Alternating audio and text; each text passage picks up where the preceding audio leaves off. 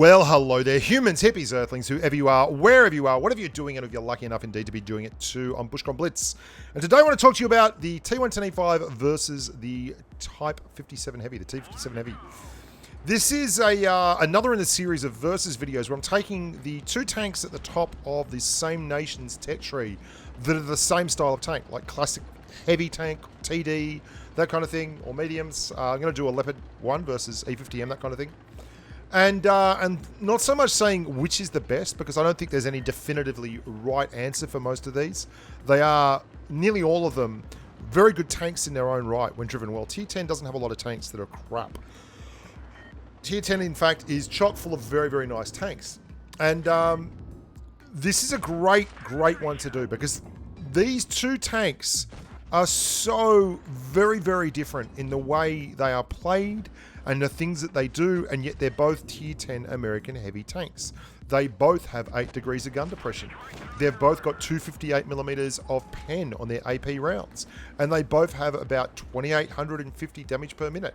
If you looked at those stats with 400 alpha, you would think, well, they are probably quite similar tanks, and you could not be more wrong.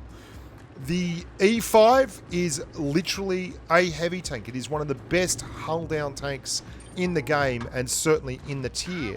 It's got this wonderful blend of mobility and a turret that has been buffed to the point now where it is very, very reliable. Like, absolutely reliable.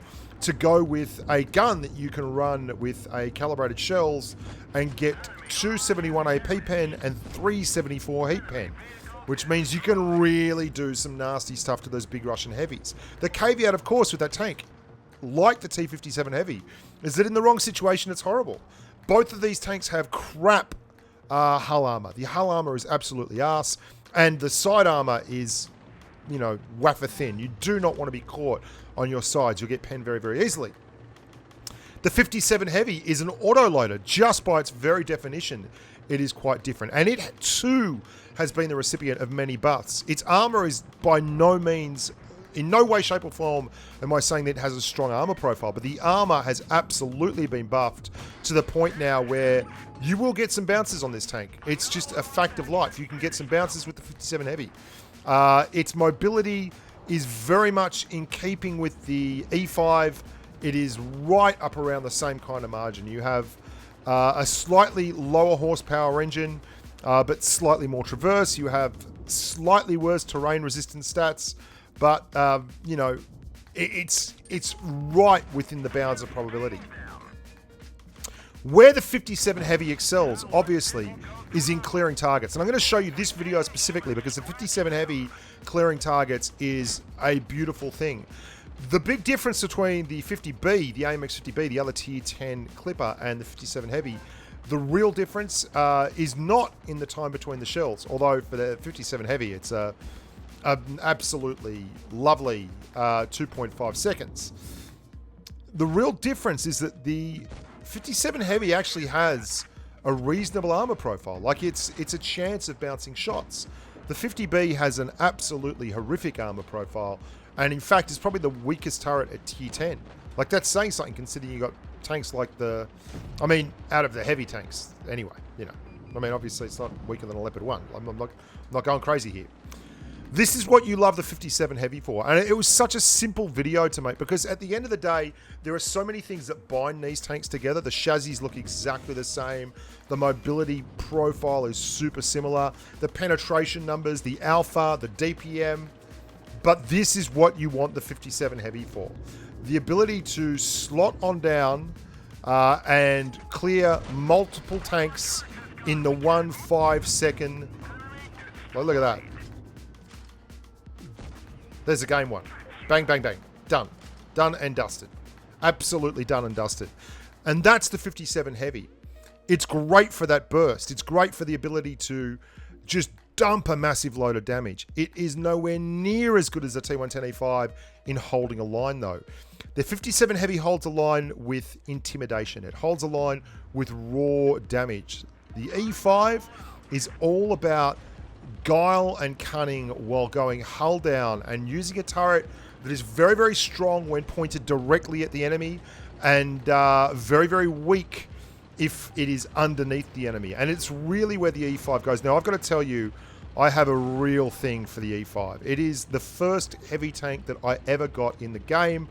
And I found it to be exceptionally cool to look at. And I love the legendary camo that they've got on the E5. What the E5 does very, very well when played aggressively at the front in good positions where you can actually sneak shots is bounce and hold. Now that E5 down there is on the low ground. That is not where you want to be. The E5, you need to be above the bad guys. And you're going to see in this game just how much time I spend above the bad guys. Now that is going through an IS-7. You won't do that all the time, but that's why you run those heat rounds on the E5. It has superb penetration, and it can really be a thorn in the side of the Tier 10 Russian heavies like the IS-4 and the IS-7, and the Mouse particularly. Ask any competitive Mouth driver what he thinks of the E5 when it's faced up on him. They do not like IS-4s and E5s because the heat on these tanks, coupled with a gun that is .317 dispersion, not as good as the 57 heavies, .301, but still very, very fine, and has just enough DPM to be a trouble, is very, very impressive. I mean, you can see all these shots with heat are absolutely brutal. The ability to pen is so much more important than the alpha strike damage of only being 400. It's just the ability to get shots in, be nimble enough to work the angles. Look at it. The tank is glorious. Just waiting for this guy to cross, popping out, keeping an eye on the guys around me, staying just below the gun line, putting another shot in this VK, not letting the guys on the other side get a shot. This is what the E5 is all about. It's a thinking man's frontline tank. I know Aminette hated it when they removed the turret because she loved the fact that the E5 was a lot riskier back then. It was more risk and reward, and there was a real art to playing it. It is a lot simpler now to play this tank, and it is an absolutely glorious tank for a Tier 10 player who understands gun depression to utilize. It really does super well in public games. It doesn't have the pure, raw, dumping adrenaline pump that you get from the 57 Heavy when it unleashes 300-400 alpha bursts. But what it does have is solid, classy damage output, coupled with a very, very smooth armor profile that will frustrate a lot of medium-style tanks. You note, I don't want to drive too far back and give them a shot at me there. Just going to make sure that I maintain some kind of structural integrity. Unfortunately, the IS-7 does get one in, but the 62A is in a little bit of strife. And we've more or less been super important to this entire tilt here. We've been very, very tough for them on this flank, and it's been an excellent outcome.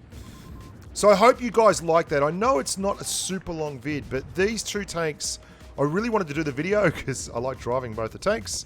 It's actually Maddox. I didn't realise that was Maddox until I started to have a look at the replay. Good on you, Maddox. Good to see you, amigo.